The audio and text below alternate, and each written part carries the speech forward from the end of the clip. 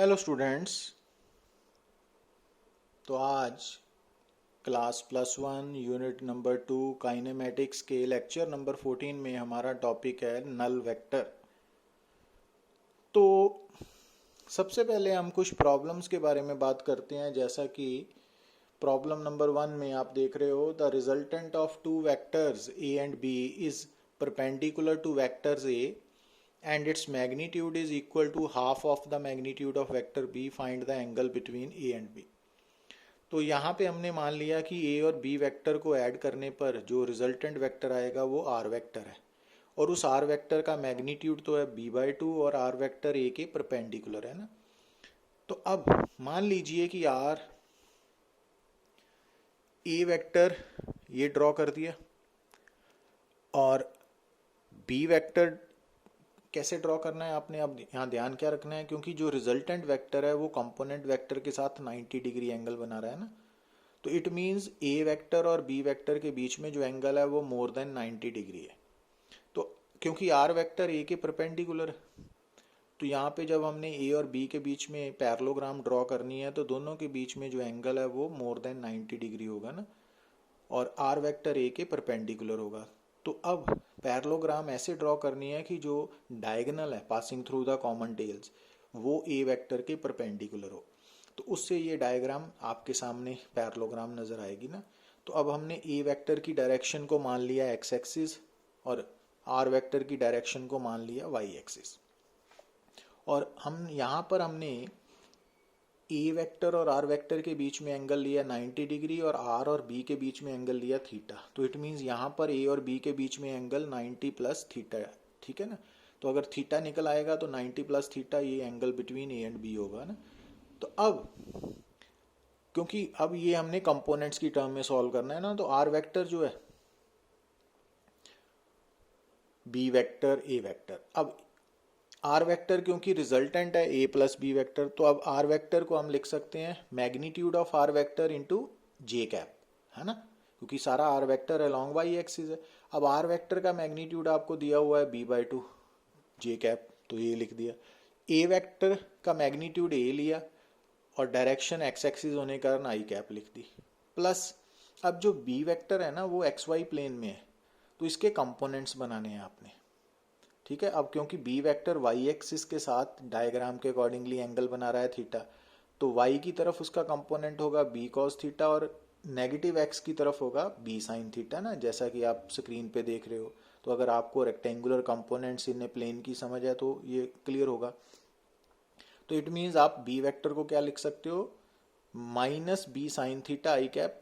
Minus क्यों लिखा आपने, क्योंकि डायरेक्शन नेगेटिव एक्स है ना, तो बी साइन थीटा मैग्नीट्यूड है एक्स कंपोनेंट का और माइनस आई कैप डायरेक्शन है, प्लस बी कॉस थीटा जे कैप, ठीक है, ये लिख दिया।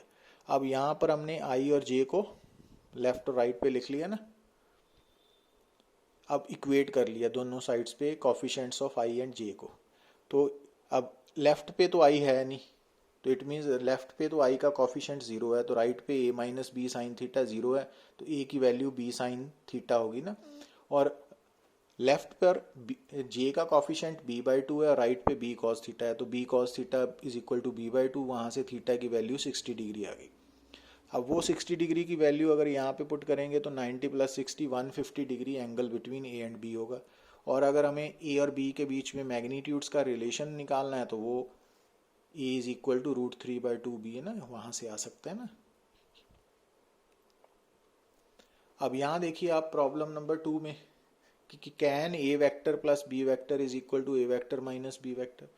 तो आप क्या करें, ए और ए कैंसिल आउट हो गए, अब बी को लेफ्ट पे ले जाइए, तो B vector plus B vector 2b vector is equal to 0 vector, तो बी वेक्टर 0 होगा। तो it means A vector plus B vector is equal to A vector minus B vector कब होगा, जब बी वेक्टर नल वेक्टर होगा, 0 vector होगा ना। अब अगर हमें पूछा जाए कि A vector plus B vector का resultant and A vector minus B vector का resultant they lie in the same plane, तो आंसर आएगा यस।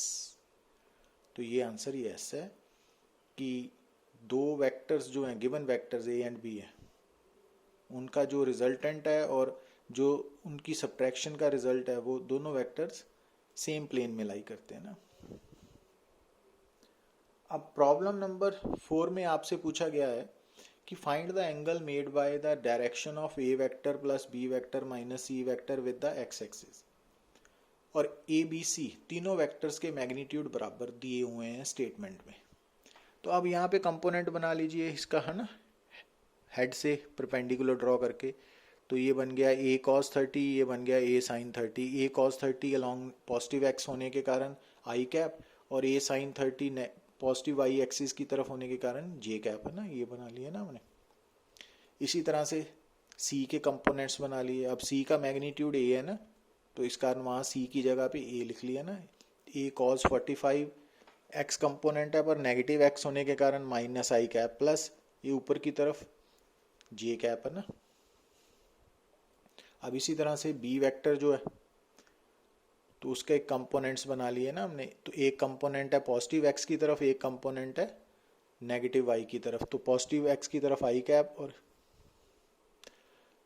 तो ए बी सी आ गए आपको। अब हमने निकालना क्या है, ए plus B minus C vector. तो ए प्लस बी माइनस सी है ना, तो उसके अकॉर्डिंगली ये बनेगा ना, आप मैथमेटिकली सॉल्व कर सकते हो। तो अगर हम मान लें कि ए प्लस बी माइनस सी जो है वो आर वेक्टर है, तो इस आर वेक्टर का ये वाला जो पोर्शन है ना आई कैप के साथ, वो क्या हो गया, एक्स कंपोनेंट, और ये वाई कंपोनेंट हो गया ना। तो अब डायग्राम में आर एक्स और आर वाई दोनों, एक आर एक्स पॉजिटिव एक्स की तरफ है, आर वाई पॉजिटिव वाई की तरफ है ना। तो वहाँ से राइट एंगल ट्राइंगल बना के हमने टेन थीटा की वैल्यू निकाल ली, R Y by R X. तो ये आंसर निकल आया। तो कंपोनेंट्स की समझ होनी चाहिए ना आपको, जैसे डायग्राम ड्रॉ करते थे। अब ये बात समझने वाली है कि बार बार हम यहाँ पे आ रहे हैं कि अब इस डायग्राम में आप देख रहे हो कि जो ए वेक्टर है और बी वेक्टर है ना, ये दोनों आपस में एंगल बना रहे हैं थीटा। कंपोनेंट वेक्टर्स हैं, उनका रिजल्टेंट आर वेक्टर है, और जो अल्फा है वो angle between R vector and A vector है ना। ठीक है। अब इनको ऐड करने के लिए ए और बी का आर के साथ रिलेशन हम कंपोनेंट्स की मदद से भी निकाल सकते हैं। कैसे, हमने क्या किया, बी वेक्टर से ना के हेड से आर वेक्टर के ऊपर एक परपेंडिकुलर ड्रॉ किया, सी डी नजर आ रहा है ना। तो अब ओ से लेके डी तक बी वेक्टर का कंपोनेंट क्या होगा, क्योंकि जो जो एंगल है ना थीटा वो ए और बी के बीच में है, आर और ए के बीच में एंगल अल्फा है। तो it means B vector R के साथ कितना एंगल बना रहा है, थीटा माइनस अल्फा। तो इट मीन्स बी वेक्टर का आर की तरफ कंपोनेंट क्या होगा, B cos theta minus alpha, और इस तरफ क्या होगा, B sine theta minus alpha. ठीक है ना। तो ये वी वेक्टर के दो कंपोनेंट्स है, एक अलोंग आर, एक परपेंडिकुलर टू आर। और इसी तरह से हमने ए की हेड से भी आर के ऊपर एक परपेंडिकुलर ए एफ ड्रॉ किया। तो इट मीन्स ए वेक्टर, क्योंकि आर की तरफ एंगल बना रहा है अल्फा, तो इट मीन्स ए वेक्टर का आर की तरफ कंपोनेंट होगा रेक्टेंगुलर ए कॉज अल्फा, और परपेंडिकुलर होगा ए साइन अल्फा। तो इससे क्या किया हमने कि ए और बी दो कंपोनेंट वेक्टर से, पर हमने उनकी मदद से चार बना लिए ना। कौन कौन से, B cos theta minus alpha, B sine theta minus alpha, A sine alpha, A cos alpha. अब इन चारों में से ये दोनों कंपोनेंट्स सेम डायरेक्शन में है अलोंग आर। तो it means A cos alpha plus B cos theta minus alpha, ये मिलके आर वेक्टर का मैग्नीट्यूड डिसाइड करेंगे ना। और ये कंपोनेंट्स एक दूसरे को कैंसल आउट करेंगे, और वो तभी कर सकते हैं अगर इनकी डायरेक्शंस ऑपोजिट है, वो हैं, और मैग्नीट्यूड्स इक्वल हैं। और magnitude equal means A sine alpha की value B sine theta minus alpha के इक्वल है, और आर का मैग्नीट्यूड कितना होगा, B cos A cos alpha plus B cos theta minus alpha ना। तो ऐसे भी हम रिजल्टेंट निकाल सकते हैं ना। पर उसके लिए आपको दो वेक्टर्स के कंपोनेंट्स कैसे लेने हैं, कि अलोंग आर वेक्टर और बाकी परपेंडिकुलर टू आर वेक्टर।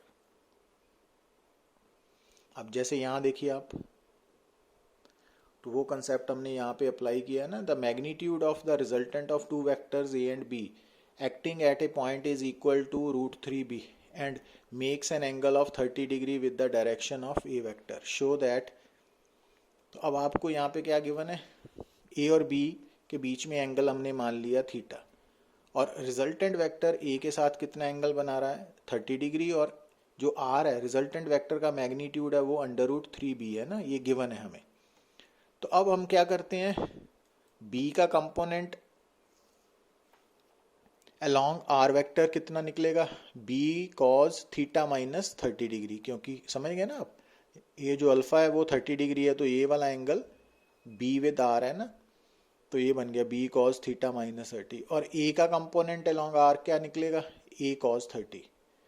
तो ए का कंपोनेंट अलोंग आर और बी का कंपोनेंट अलोंग आर, इन दोनों का सम, क्योंकि ये दोनों सेम डायरेक्शन में है, तो इन दोनों का सम रिजल्टेंट वेक्टर के मैग्नीट्यूड को रिप्रेजेंट करेगा ना आर। अब आर का मैग्नीट्यूड हमें √3 भी दिया हुआ है, तो यहाँ से हम बी कॉस थीटा माइनस 30 की वैल्यू ये निकाल ली, इक्वेशन नंबर 1। ठीक है, और इसी तरह से जो B sine theta minus 30 degree है वो बी वेक्टर का कंपोनेंट है परपेंडिकुलर टू आर, और ए साइन 30 ए वेक्टर का कंपोनेंट है परपेंडिकुलर टू आर, और ये इक्वल बट ऑपोजिट है, मैग्नीट्यूड्स बराबर हैं दोनों के। तो यहाँ से हमने B sine theta minus 30 degree की वैल्यू a/2 निकाल ली, इक्वेशन नंबर 2। अब आप इक्वेशन 1 और 2 को स्क्वेयरिंग एंड एडिंग कर लो, तो ये रिजल्ट बन गया ना लास्ट में सॉल्व करने पर mathematically, 2b² minus 3ab plus a² is equal to 0। यहाँ पे ये ना b की टर्म में क्वाड्रेटिक बन गई है ना, हमने a की टर्म में भी बना सकते हो, तो ये b की टर्म में बना ली हमने। तो जब एक b की टर्म में क्वाड्रेटिक आ गई तो b की वैल्यू कैसे निकलेगी, minus b plus minus √b² minus 4ac/2a है ना, वो वाला फार्मूला लगा के। तो ये दो रिजल्ट्स आ गए कि यहाँ तो b a के इक्वल होगा मैग्नीट्यूड में, या a b से डबल होगा ना, तो वही हमने प्रूव करना था। ठीक है ना, तो आपको ये प्रैक्टिस करनी पड़ेगी, इन वन स्टेप नहीं समझ लगेगा कि एक बार किया तो। अब प्रॉब्लम नंबर 6 में देखिए आप कि find the sum of n coplanar vectors of equal magnitudes each making angle of 2π/n with that of preceding, है ना। ये समझना पड़ेगा आपको कि अगर आपके सामने n कोप्लेनर वेक्टर्स हैं और हर वेक्टर का मैग्नीट्यूड बराबर है, और पहला वेक्टर दूसरे के साथ, दूसरा तीसरे के साथ सेम एंगल बना रहे हैं, कितना 2π/n, तो अगर आपके पास 4 इक्वल वेक्टर्स हैं, कोप्लेनर वेक्टर्स हैं, है ना, इन मैग्नीट्यूड, तो आपस में कितना एंगल बनना चाहिए, 2π/4 इज इक्वल टू 90 डिग्री। अगर 3 है तो 2π/3 इज इक्वल टू 120 डिग्री। अगर 6 है तो 2π/6 इज इक्वल टू 60 डिग्री, है ना। तो अब इनका रिजल्टेंट 0 प्रूव करना है ना हमने। वो क्यों, वो ऐसे देखो कि अगर any number of coplanar vectors हैं जिनके मैग्नीट्यूड्स इक्वल हैं, और वो अपने से पहले वाले वेक्टर के साथ, कोई भी वेक्टर अपने से पहले वाले वेक्टर के साथ सेम एंगल बना रहा है, तो वो एक्चुअली अगर उन वेक्टर्स को हम पॉलीगन की साइड्स के साथ ड्रॉ करेंगे ना, तो वो क्लोज्ड पॉलीगन को रिप्रेजेंट करेंगे, और क्लोज्ड पॉलीगन का मतलब है कि उनका रिजल्टेंट 0 आएगा। अब इस बात को आपने मैथमेटिकली भी प्रूव करना है कि मान लीजिए कि हर वेक्टर का मैग्नीट्यूड a है और वो xy प्लेन में लाई कर रहे हैं, और ये भी मान लिया कि जो पहला वेक्टर है वो x एक्सिस के साथ 0 डिग्री एंगल बना रहा है, दूसरा 2π/n, तीसरा 4π/n, तीसरा 6π/n एंड सो ऑन, है ना, ऐसे कर रहे हैं ना ये लिखे हुए हैं। तो अब जब हमने इनके x कंपोनेंट्स कंसिडर करने हैं, तो पहले वेक्टर का x कंपोनेंट होगा a cos 0, दूसरे का होगा a cos 2π/n, तीसरे का होगा a cos 4π/n and so on. तो जब हम इनका सम लेंगे तो वो मैथमेटिकली 0 आएगा। ठीक है, और इसी तरह y कंपोनेंट का सम भी 0 आएगा, बट वो साइन की टर्म में होंगे ना। तो ये टिपिकल क्वेश्चंस है, प्लस इसका रिजल्ट बड़ा इंपॉर्टेंट है। तो अब अगर n कोप्लेनर वेक्टर से उनके रिजल्टेंट का x कंपोनेंट भी 0 है, y भी 0 है, और वो xy प्लेन में लाई कर रहे थे, तो it means total resultant vector भी 0 वेक्टर ही होगा। ठीक है ना, तो ये रिजल्ट है, ये याद रखने वाला है ना आपके लिए अगर आप कॉम्पिटिटिव एग्जाम के लिए तैयार कर रहे हो, कि अगर resultant of N coplanar vectors जिनका मैग्नीट्यूड इक्वल है और हर वेक्टर अपने पिछले वेक्टर के साथ 2 पाई/n एंगल बना रहा है ना, सेम एंगल, तो उनका रिजल्टेंट जो है वो ज़ीरो क्यों होगा? क्योंकि उन वेक्टर्स को हम क्लोज साइड ऑफ पॉलीगन के साथ रिप्रेजेंट कर सकते हैं taken in the same order. ठीक है, तो ये बात जो मैंने आपको समझाई कि अगर आज के बाद हमें कोई बोले कि 3 वेक्टर्स हैं, तीनों का मैग्नीट्यूड इक्वल है और तीनों वेक्टर्स आपस में एंगल बना रहे हैं 120 डिग्री ईच, तो उनका रिजल्टेंट ज़ीरो होगा। अगर 4 हैं और आपस मैग्नीट्यूड्स इक्वल हैं और आपस में एंगल बना रहे हैं 90 डिग्री, तो ठीक है ना, पिछले के साथ, तो वो ये हमने ऑलरेडी डिस्कस किया था कि ज़ीरो और नल वेक्टर उसको बोलते हैं जिसका मैग्नीट्यूड ज़ीरो हो और इसकी कोई भी डायरेक्शन हो सकती है ना, तो उसका रिजल्ट पे कोई फ़र्क नहीं पड़ता और ज्योमेट्रिकली इसको हम पॉइंट के साथ रिप्रेजेंट करते हैं। अदरवाइज हम बाकी वेक्टर्स को स्ट्रेट लाइन के साथ रिप्रेजेंट करते हैं ना, और जो लेंथ ऑफ स्ट्रेट लाइन है वो उसका मैग्नीट्यूड रिप्रेजेंट करती है। तो क्योंकि नल वेक्टर का मैग्नीट्यूड ज़ीरो है, तो इस कारण ये पॉइंट के साथ रिप्रेजेंट होगा, डॉट के साथ। और कोई भी जो वेक्टर है, जब आप उसको ज़ीरो के साथ मल्टीप्लाई करोगे, ज़ीरो स्केलर के साथ, तो वो ज़ीरो वेक्टर में कन्वर्ट हो जाएगा। ये हमने सीखा था ना कि कोई भी वेक्टर स्केलर क्वांटिटी के साथ मल्टीप्लाई हो जाता है ना, तो अगर स्केलर क्वांटिटी ज़ीरो है तो वो वेक्टर को भी ज़ीरो वेक्टर कन्वर्ट कर देगी। और अगर आप किसी भी वेक्टर को उसके अपने नेगेटिव वेक्टर के साथ ऐड करोगे, जैसा ए वेक्टर को आपने माइनस ए वेक्टर के साथ ऐड किया, तब भी वो रिजल्ट में ज़ीरो वेक्टर बन जाएगा। और ज़ीरो वेक्टर का सिग्निफिकेंस ये है कि जैसे अगर किसी पार्टिकल की वेलोसिटी ज़ीरो आ रही है तो इट मीन्स वो रेस्ट पे है ना, स्टेशनरी है। इसी तरह अगर किसी पार्टिकल की एक्सेलरेशन ज़ीरो आ रही है तो इट मीन्स वो ज़ीरो वेक्टर है, उसकी एक्सेलरेशन, तो इट मीन्स वो या तो रेस्ट पे है या यूनिफॉर्म मोशन में है ना। तो अब ये बातें हम नेक्स्ट लेक्चर्स में सीखेंगे ना, कि तो ये बातें आपने याद रखनी है। So thank you very much.